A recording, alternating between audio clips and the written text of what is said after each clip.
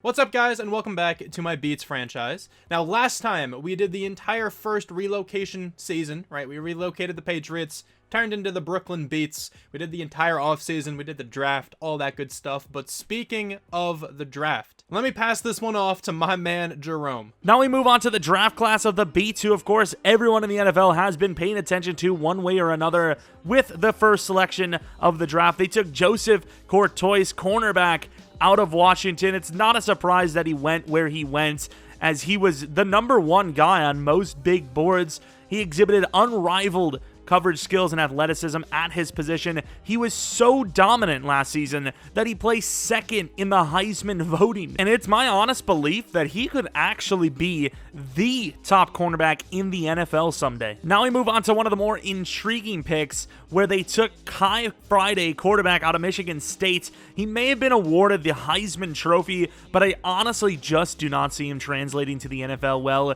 His arm is unimpressive. He has accuracy issues. However, with those issues, there is still one huge positive, and that, of course, is his running ability. He lacks true elite quarterback speed, but he makes up for that with his explosiveness and decisive running. I imagine he will eventually become a backup and will pretty much be used on trick plays. Now we move back to the defensive side of the ball with free safety Trevor Youngblood out of Georgia. He was one of the top free safeties in the draft, almost entirely based on his speed and playmaking ability, which, of course, for the safety position specifically, is a very, very important trait.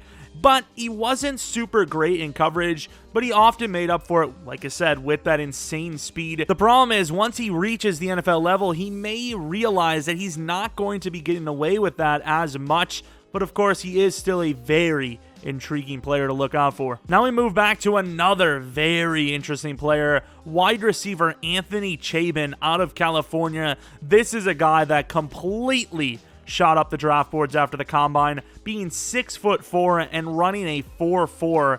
Definitely helps you a ton, but we really didn't expect him to be a first rounder, but I suppose for the Beats, that is what he is. The question is, was that worth the selection, considering he definitely lacks route running skills, and of course, he has pretty inconsistent hands at times, and I imagine if he was drafted by any other team besides the Beats, it would probably be a while before he saw any real playing time, that's for sure. We now move on to a guy that's for the offensive line, Truman Sales, center out of Louisville. Of course, he definitely, in my opinion, would have went probably around top 5, if not for his injury history. He's had several concussions, and of course, with that being said, he also opted out of the 2020 season, and of course, with all that being said, he's pretty much the definition of a developmental player. Moving on to another 40-yard stud, Mr. Luke Strong out of Texas A&M, another wide receiver.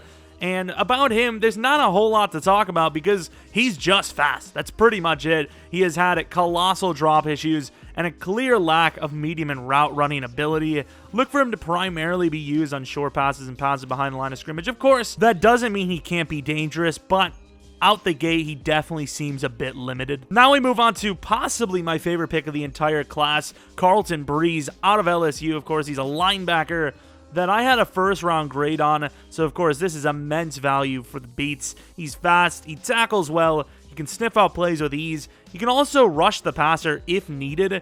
He's an every down player that should automatically be a starter for this struggling defense. Now here's another selection I like, tackle Jalen Burton out of Louisville. It's not often you see a tackle of his caliber nearly falling to the 3rd round. Burton routinely held his own against the best defensive lineman in the country. I will say, however, if he ever struggled, it was in pass protection. But even with that being said, I am still absolutely shocked that his teammate, Mr. Sales, went before him. Another one for the trenches, or should I say the one for the trenches, Mr. Steve Murphy, center out of Tennessee. I honestly believe he may have been the steal of the entire draft class. He is legitimately a top 5 player in the class, and he somehow went to the Beats in the 3rd round. Of course, the main rumors, as we all know, were that he had some attitude issues, but I really didn't expect that to be enough to fall this far. All right, we move back to the defensive side of the ball. Kevin Pack, cornerback out of Florida State. And I will say there's not a whole lot here. He wasn't anything special for them. He was often beat in man and zone coverage. The thing is, he does have unreal athleticism, so you can definitely see why the Beats did take a chance on him. Now, here's another guy I actually do like quite a bit. George Cooper, wide receiver, Oklahoma. It's a bit baffling to me that the best wide receiver the Beats selected was their third one. Cooper has serious wide receiver one upside and can also shift into the slot if needed. He is physical on every contested catch, and it's not very often that he loses a jump ball. He will make an immediate impact on this team. This name may sound a little similar, and it's because it is. Ethan Cooper, tackle out of Oregon, of course, is the brother of George Cooper. He's a massive human and often uses his size and strength to bully opposing defensive linemen. He's still a bit raw all around as a prospect, but he will start day one most likely just because of the quality of the offensive line on this Beats team. We move on to another draft phenomenon. Quay Gordon, halfback out of William & Mary. We know the NFL is a pass-first team, but regardless of the point, him going in the 4th round is absolutely criminal. He can run by you, he can make you miss, or he can just decide, you know what, I'm going through you. He can pretty much do it all. He does lack a little bit on receiving ability, so you probably will look to see him subbed out on most 3rd down situations. Now for the final selection of the draft, D'Angelo Gatewood, inside linebacker, Illinois State. I'm going to be honest with this one, brutally honest. He's only going to be starting because he's on the Beats. If it were any other team, he just would be a backup. It's simply put, he lacks the ability to do anything well at the linebacker position except run. He's very fast, but that's really all he can do. But ultimately, the Beats are in a situation where they pretty much have to start this guy. So first things first, massive shout out to Jerome for doing that. I really appreciate it. I'm glad I was able to get him to feature in this video. I think it turned out really well. Hopefully you guys enjoyed that as well. But if you don't know who Jerome is, definitely go ahead and check him out. His link to his YouTube channel will be down in the description below. I'm sure most of you guys know who he is, but just in case anyone out there doesn't, if you like the content on this channel, you will certainly like the content on his channel. He's a really chill dude, makes good Madden content. Definitely go ahead and check him out. Also, I definitely need to say this. Thank you guys so much for the support on the first episode of this. You guys ate this shit up, okay? That video did really well compared to my last 10. You guys really seem to enjoy it. I'm really excited to get this series underway. And if you guys are also excited for the actual kind of start here of the gameplay portion of this series, definitely go ahead and leave a like down below. And if you want to be subscribed to the channel so you don't miss another upload of this series, definitely make sure to go ahead and do that. Now, let me go over the roster because I did make a bunch of changes. It wasn't just the draft class. We did a bunch of other different things, okay? So we were a 71 overall. Sadly, we're not a 69. I guess it just wasn't in the cards. Now, I signed a ton of free agents. A bunch of undrafted guys and a bunch of just regular other free agents. Like Mike Remmers, he now is on the team. I figured a 69 overall, he fits perfectly at right guard. So I figured that's fine. But we signed a bunch of other guys in free agency whose names got changed. We got Shemaiah Grooms as the backup running back. I'm not sure how much he's going to see the field, but being the number 2 running back, he definitely will get some playtime. There are a couple other guys that I signed whose names I did not change, just because I don't think they're really going to see the field that often. But I guess if you want to be a depth player on this team, you can go ahead and leave a comment down below saying that you want to be one of the guys I signed. You very likely will not see the field. Just putting it out there. But you will probably be on this team the entire series. Like, I will always remember to bring you guys back to the team. So I guess if you want to, go ahead and leave a comment down there. Also, Jared Stidham is injured. I didn't even realize that. Out for 11 more weeks? We're going to put him on IR. How is he out for 11 more weeks? What is that? He's our 3rd quarterback anyway. But also, it wasn't said by Jerome, but Sean Sims is the fullback. I'm pretty sure I changed this player's name. It's been a couple days since I was actually on this franchise, but I think I changed his name. The fullback is now somebody new. There are a couple players who I signed whose names will not be changing, okay? And you will see why in a little while. Because right here, we have an undrafted free agent. His name is James Bonds. I did not change this. This was this man's name, James Bonds. That is not being touched. I don't care. I'm not changing his name. Okay, that is one of the best names I've ever seen in free agency. It is not changing.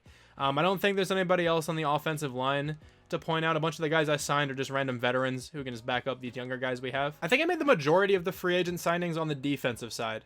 Okay, so there's a bunch of players here who probably look a little bit different, right? Zach Fuller is the starting right end. Found this guy in free agency. Looks kind of like a beast. He's a 68 overall. He is certainly going to be playing. We also found my man, Darcy O'Donnell, in free agency. He was a defensive end. He was a 67, but I moved him to defensive tackle, and he's a 66.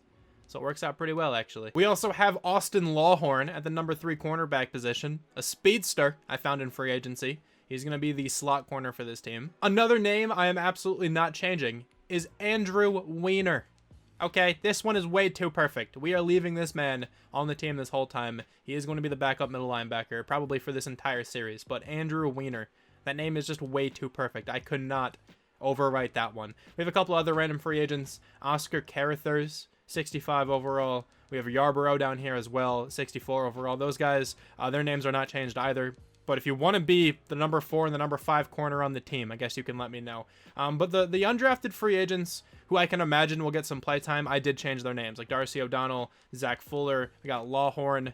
I changed all of their names, but not absolutely everybody we signed, just because I want to give you guys a chance to at least see the field. And I know for a fact that like Yarborough really won't be on the field that often. Another thing I should definitely point out, I only changed the names, okay? I didn't change any stats. I'm not trying to cheat, not changing development traits. I did none of that, okay? Literally only changed the names and the numbers of a couple guys. Like I think Quay Gordon is a single digit. He's number 1. I think that's what he wanted. Well, who else did I change? Luke Strong, I believe. He's number 8. I think that's what he wanted. I think I got Kai Friday because he's number 13. Friday the 13th. Okay, we got that going on. So yeah, I'm excited. This team's very intriguing to me. We have a bunch of hidden development trait players. We have a bunch of studs. This episode is going to be the preseason, so if you guys don't want to actually watch me play through the preseason, I'm just going to play the moments. But if you don't want to watch it, obviously feel free to skip this one. Wanted to make sure the draft recap and everything was at the beginning of the video, because that's what I'm sure most of you guys are here for anyway. And then we will also be kind of going over the schedule and determining which games we are going to be playing this season, because I mentioned last time that I'm not going to be playing every single game. Okay, so not every single game is going to be played. I want to progress through at least this first season rather quickly. So obviously we're going to play every single divisional game, right? We're going to play the Dolphins twice. We're going to play the Bills twice. I almost said the Patriots. We are them technically, and the Jets twice. Okay, we're going to do all of those games. Very important games. So I certainly wanted to play those. I'll probably play opening day as well. We'll probably play this game against the Jaguars, but then we have to figure out which other games we would like to play. So if you see any teams in particular here that you want me to take on, certainly let me know. The Saints could be an interesting one. The Saints usually have a pretty good team. The Buccaneers could be awesome. We are the Patriots technically, going up against Tom Brady if he's still there. I think that makes a lot of sense. So we can probably play the Buccaneers. We can probably play the Saints. The Titans usually have a good team. Maybe we can try to take them on. The Steelers potentially. So yeah, just let me know some comments down below. 7 games guaranteed we are going to play. Every game against the division, then the first game against the Jaguars. So 7 games guaranteed. I'm thinking maybe like 10 games, have like 10 episodes before the next off season. That sounds pretty good to me. So if we're at 7 games now, we can have the Buccaneers as 8, Saints as 9, and then Titans as 10 potentially, Steelers as 10. There's a couple teams in here we could play. Texans are normally pretty decent. They could be 10. Colts could be 10. Just let me know in the comments. I want to get some interaction from you guys. Definitely want some suggestions from the comment section down below. All right, so I think now, without further ado, we can go ahead and hop into these preseason games. Now, the intros for every single video in this series are not going to be this long. This one kind of just had to be because it's, you know, the first like gameplay episode, so I apologize for that. We're definitely not going to take like 10 minutes to get into the gameplay typically, but here we go. Playing against Russell Wilson. Getting a look at a little bit of the first team here. Chris Carson's taking the handoff, not really going anywhere. There we go. Okay. Kevin Pack making the first tackle on camera for this team. Gotta get a D'Angelo Gatewood interception, man. He sucked in college, at least according to the draft story I wrote for him. He was bad. Let's try to make him good in the NFL. Chris Carson's going to make a catch again, though. Kevin Pack getting him once more. No, it's going to be a wide open player. It's Tyler Lockett for the touchdown. Tyler Lockett just got behind the defense a little bit. The speedy receiver, just too much to handle for us. All right, so the first team offense isn't even out on the field anymore, but James Bonds is. Okay, James Bonds, the man. Horrible release. I'm going to throw it up to him, though. James Bonds, no. Taysom Hill cannot complete the pass. Our running back is out wide right now. He's going to make a catch against a superstar X Factor, though. Jamal Adams? Huh? Our, like, power running back. Just completely burned by Jamal Adams. What are you talking about? Oh, what a ball by Taysom Hill. Let's go. I'm going to take a timeout. We're going to try to get some points here. James Bonds, do it to him. Oh, it's getting picked off. Okay. Figured I'd take the shot into the end zone. That was probably a bad throw, but we got to see what James Bonds is capable of, okay?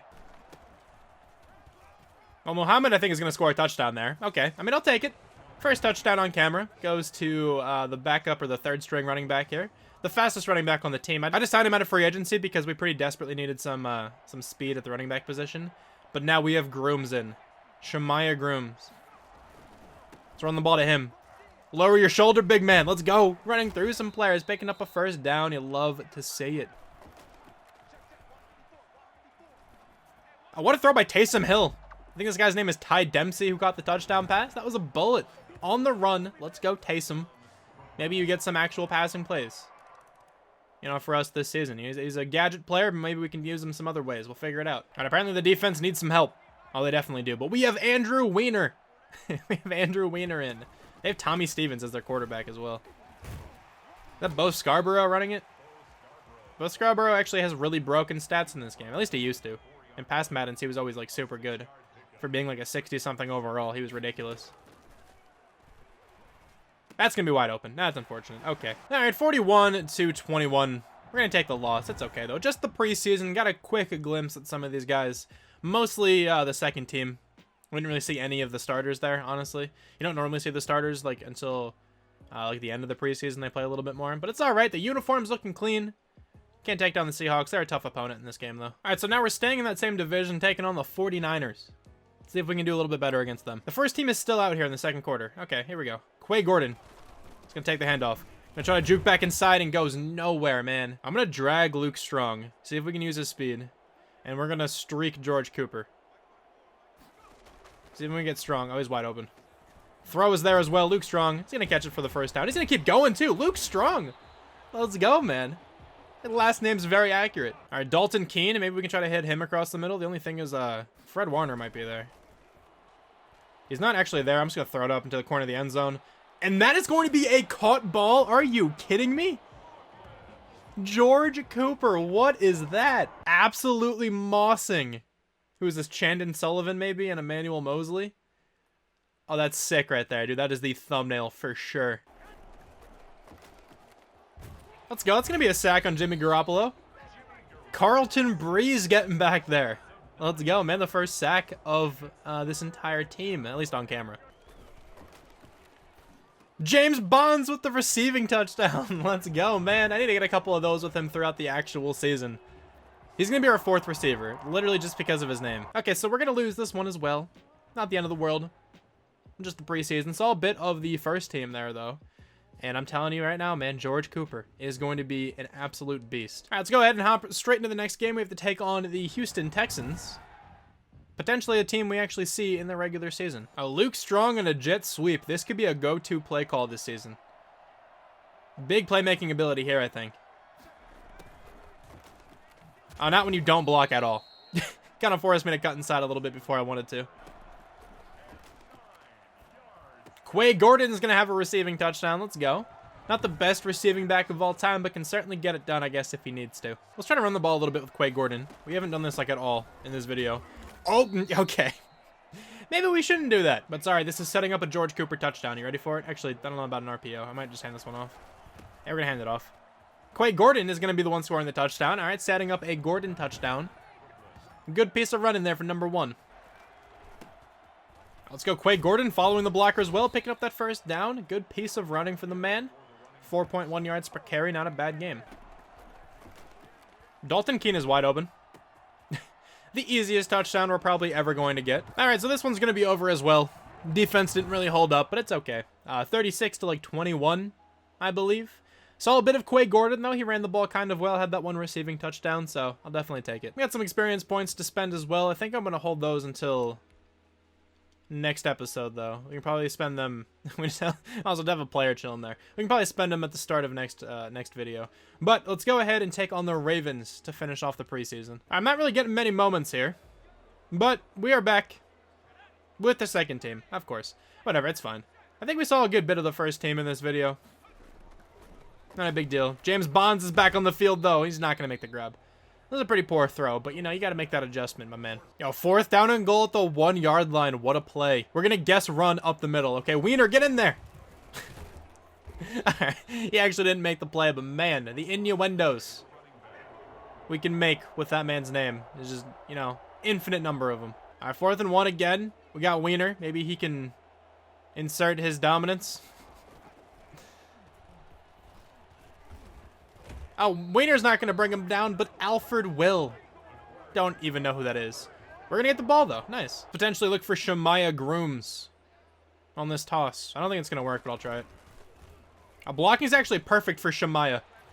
There we go. Didn't have to do really anything there. Nice touchdown. All right, let's go, dude. We're coming back. Gonna look for Ryan Izzo here, potentially. It's not going to be that open, but we can probably scramble here. Let's go. Taysom Hill. Picking up the first, getting 10 yards.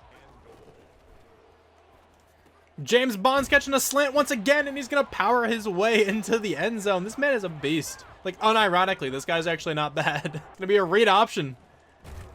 And we're going to bring him down behind the 1st down marker. Let's go. Huntley's not going anywhere. All right, well, the Ravens just scored again. That sucks. So, kind of an anticlimactic ending to that game, but we're going to lose another one. That's going to be the entire preseason done. All right, so let's advance by into week 1, where next time we will be taking on the Jacksonville Jaguars. So I'm hoping you guys are looking forward to the start of the regular season. I hope you guys enjoyed this episode, and I will talk to you guys soon. Bye.